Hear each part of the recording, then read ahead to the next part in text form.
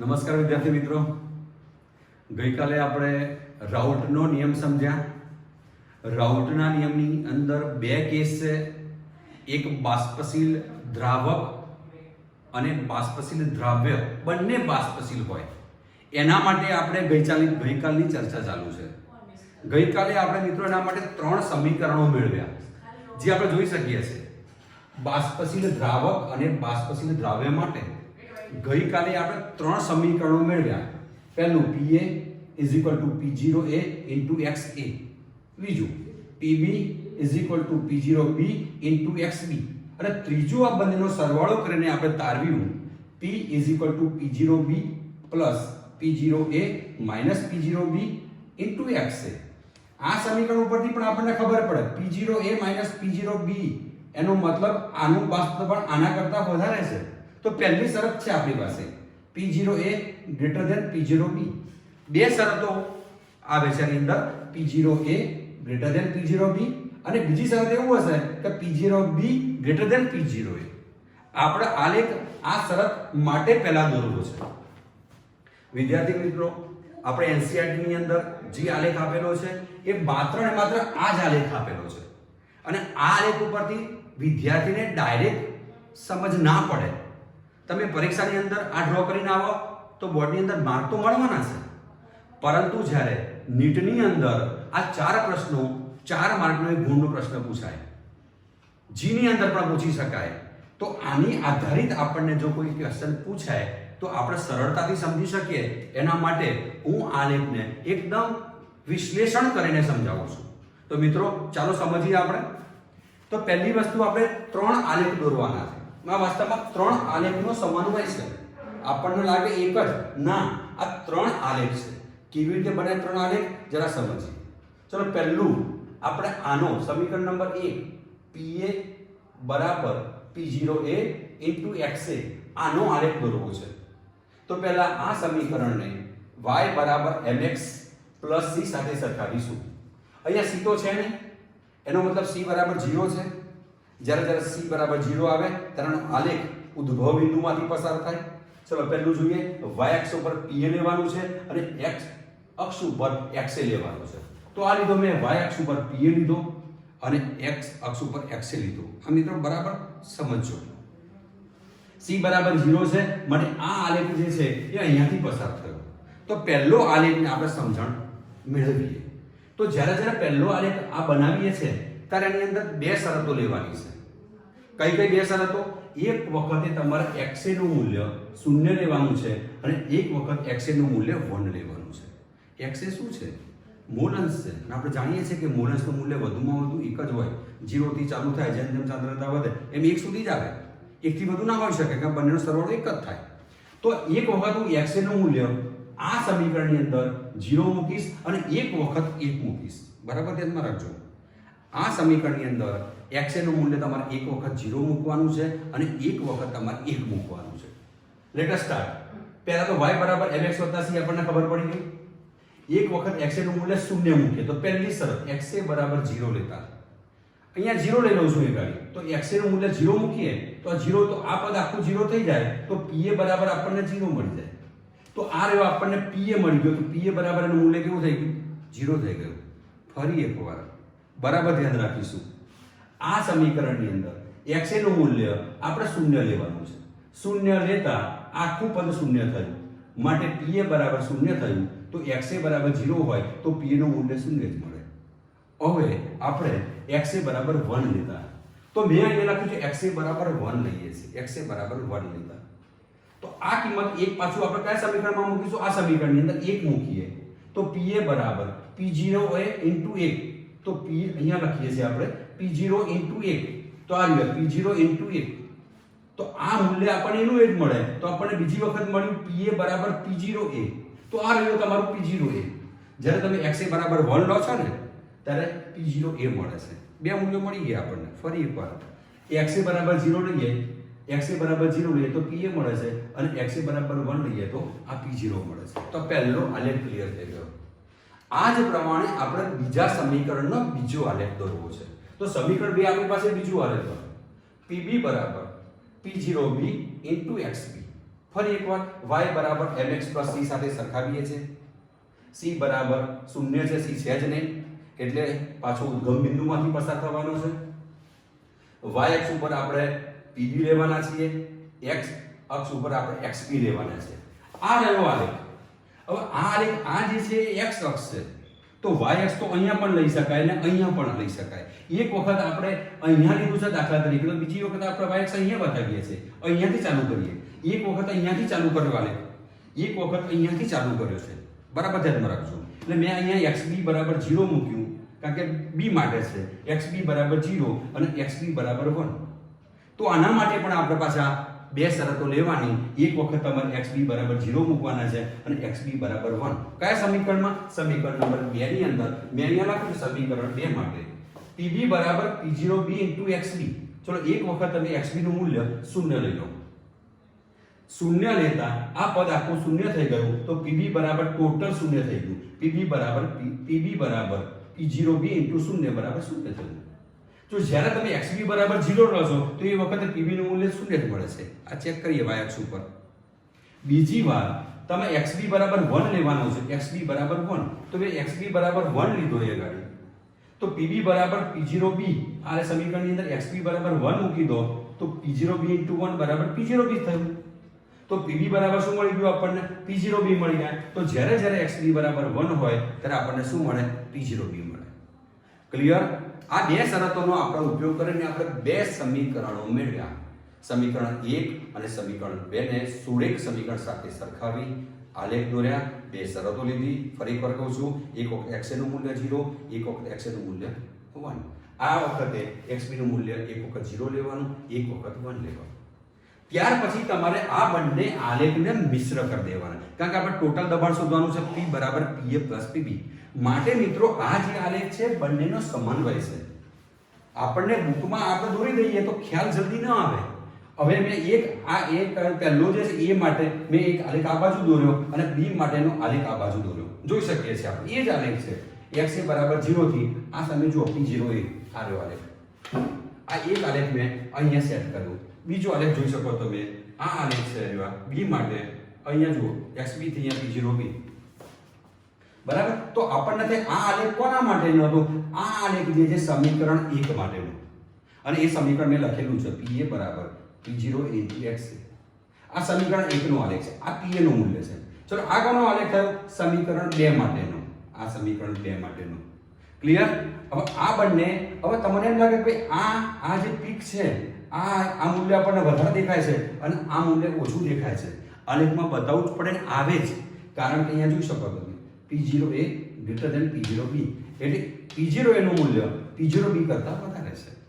ખ્યાલ આવે છે તમને? તો આ પ્રમાણે આ બે આલેખ આપણે મિશ્રણ કર્યું. હવે p0b થી આ જે મૂલ્ય તમે જ્યારે આ પ્રમાણે લંબાવો છો ત્યારે એ કોનું? આ ટોટલ નું મૂલ્ય મળે છે. p ટોટલ બરાબર આપણે સમીકરણ તારવેલું છે. p ટોટલ બરાબર p0b plus p0a p0b xa. તો આ જે આલેખ મળ્યો આ એ બંનેનો સરવાળો મળ્યો. p ટોટલ બરાબર pa pb. આ pa લીધું, આ pb નો સરવાળો એ p ટોટલ થયો. એને પણ y બરાબર mx c સાથે જો સરખાવીએ તો એ આલેખ મળવાનો છે આપણને. આ y જે છે આ y બરાબર આખાનું મૂલ્ય તમારે m લેવાનું છે, નીચે xa બતાવવાનું છે અને c એ છે એનો આંતરછેદ છે. તો આ આંતરછેદ કહેવાય. આ p0b એનો આંતરછેદ છે. તો કોના માટે આપણે આલેખ બતાવ્યા? p0a p0b હોય એના માટે. તો આ જ પ્રમાણે આપણે જાતે પણ બનાવી શકીએ. p0b જ્યારે p0a કરતા મોટો હશે તો એ વખતે આ p0a ની જગ્યાએ તમારે p0b બતાવવું પડે. અહીંયા શું બતાવવું પડે? p0a બતાવવું પડે. એ આપણે હોમવર્કમાં કરવાનો છે. નીટની અંદર પૂછાઈ શકે છે. બુકની અંદર આપણને અહીંયા કેટલો ફેરફાર છે? આપણે અહીંયા મેં a અને b લીધેલું છે, બુકની અંદર 1 અને 2 આપેલા છે. બંને સૌ સેમ જ છે, ખાલી નંબરિંગ અલગ કરેલ છે. ફરી એકવાર બુકની અંદર અહીંયા 1 અને 2 આપેલા છે. હું અહીંયા જે સમજાવું છું a અને b દ્વારા સમજાવું છું. એટલે કે આ થિયરી જ્યારે બુકની અંદર છે તમારી પાસે તો તમારે લખીને તૈયાર કરવી પડશે. મિત્રો ફરી એકવાર લાસ્ટ વખત રિવિઝન. આ વિડિયો તમે 2 વખત જોજો. આલેખ 2 થી 3 વખત જાતે દોરવાનો પ્રયત્ન કરજો. પરીક્ષામાં પૂછાય તો આ બધું લખવાની જરૂર નથી. આ બધું માત્ર ને માત્ર અન્ડરસ્ટેન્ડિંગ છે. જ્યારે ગ્રાફિકલી પૂછાય છે આપણને આલેખ પૂછાય છે તો તમે આ એક જ આલેખ બતાવવાનો છે, પણ એ આલેખ કેવી રીતે આવ્યો? તો આટલી બધી બાબતો આપણે જો જાણતા હોઈએ તો આ આલેખ દોરી શકીએ છીએ. ફરી એકવાર P0A > P0B માટેનો આલેખ છે. 3 સમીકરણો તારવેલા છે. આ બંને માટેના સમીકરણો ઉપરથી આપણે 2 આલેખ બનાવવાના છે અને 2 આલેખનો આપણે સમીકરણમાં સમન્વય કરવાનો છે. આ જે છે PA માટેનો છે, આ PB માટેનો છે અને ટોટલ PT આ સમીકરણ 3 માટેનો છે. તો આ થઈ ગયો મિત્રો રાઉટરનો નિયમ ગ્રાફ દ્વારા. ઓકે, આનો સ્ક્રીનશોટ લઈ લઈશું, પછી આપણે આગળ વધીએ છીએ.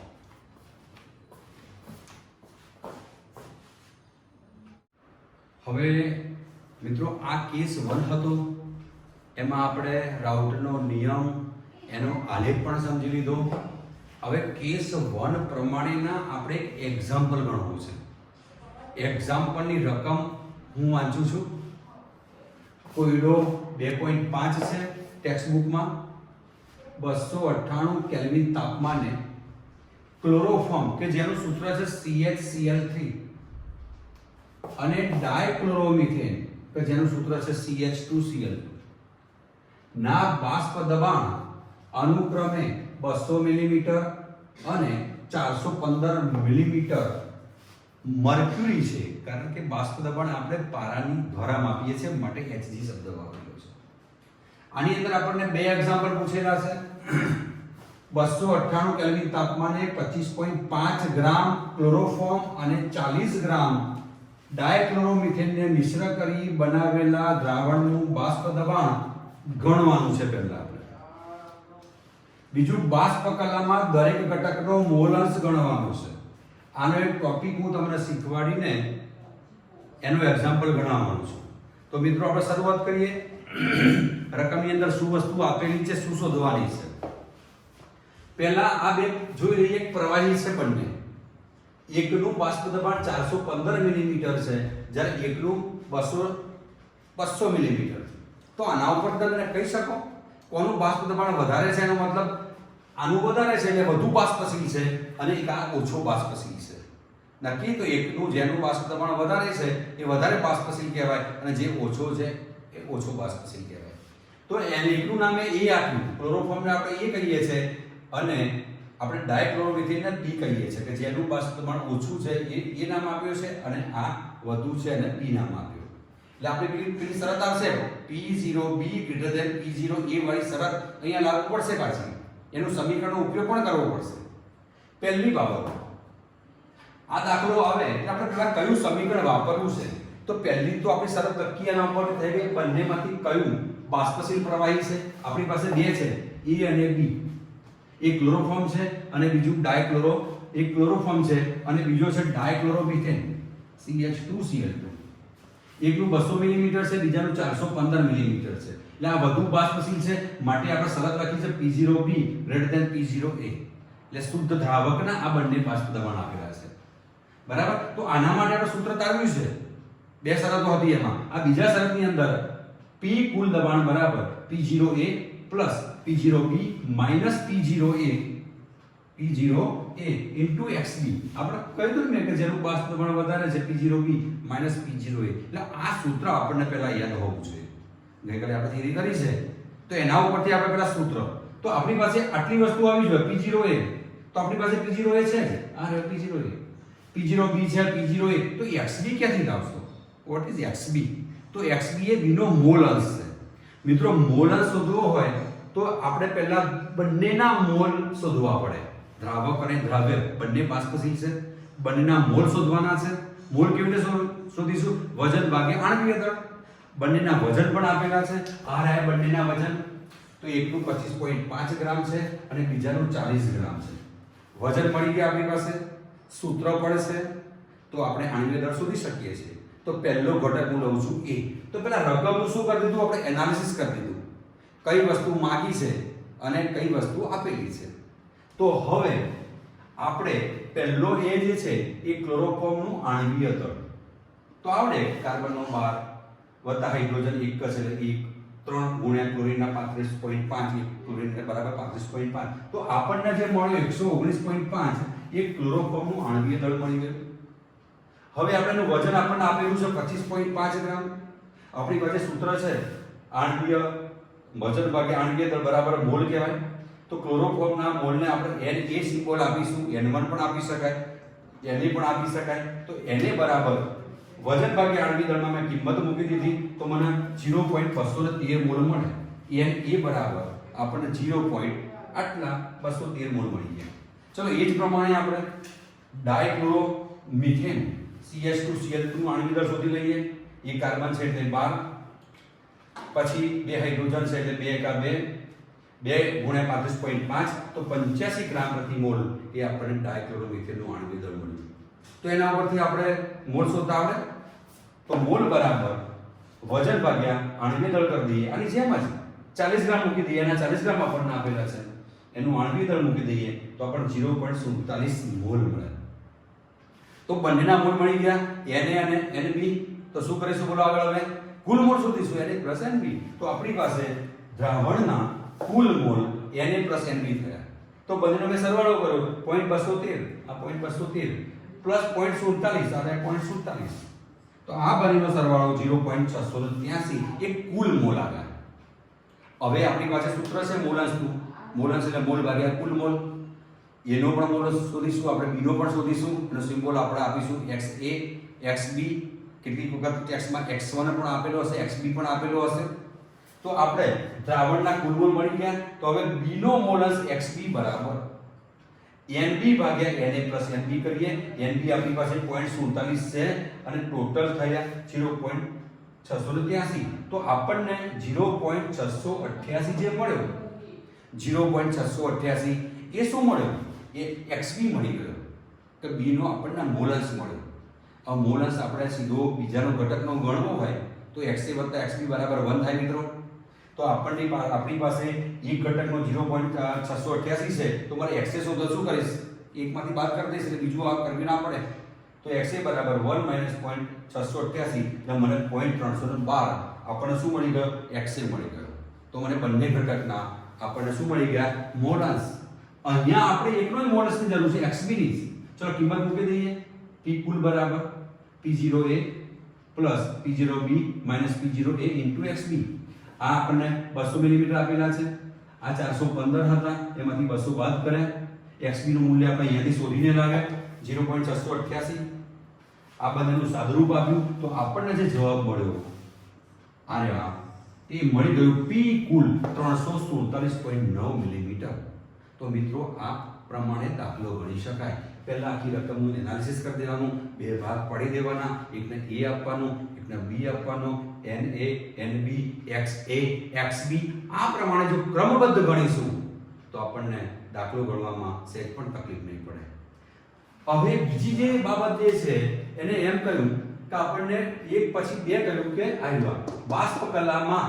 આ શબ્દ બરાબર ધ્યાન રાખજો. બાષ્પ કલામાં દરેક ઘટકનો મોલાંશ ગણો. હવે આ જે પહેલા ગણ્યા આપણે એ પ્રવાહી અવસ્થાની વાત કરી કે ભાઈ પ્રવાહી અવસ્થાની વાત શું હતી કે દાખલા તરીકે આપણી પાસે આ પ્રવાહી હતું. હવે એનું બાષ્પમાં રૂપાંતર થઈ ગયું. તો જે બાષ્પમાં રૂપાંતર પામ્યા એ લોકોના મોલાંશ શોધવા છે. તો બુકની અંદર પણ એક આપણને લાઈન આપેલી છે કે ભાઈ બાષ્પ કલાના જો તમારે મોલાંશ ગણવા હોય તો એનું સૂત્ર તમને આપેલું છે આ રીતે. Pa બરાબર Va × P કુલ દબાણ. P એટલે આંશિક દબાણ, Y એટલે એના બાષ્પ કલામાં એનો મોલાંશ છે. જો બાષ્પ કલામાં હોય તો Y લેવાનો છે અને પ્રવાહીમાં તો X લેવાનો છે. તો સૂત્રમાં આટલો જ ફરક. કોમન લખવું તો લખી શકાય Pi બરાબર અહીંયા Yi × P કુલ. આ એનું કોમન સૂત્ર છે. એના ઉપરથી એ ઘટક છે તો મેં Y × P કુલ અહીંયા B મૂક્યો. Pb બરાબર YB × P કુલ. તો પહેલા બાષ્પ કલાની અંદર મોલાંશ જુદો છે અને પ્રવાહીની અંદર જુદો છે. મિત્રો બરાબર ધ્યાન રાખજો. પહેલો શોધ્યો છે પ્રવાહીની અંદર આપણે શોધ્યો છે.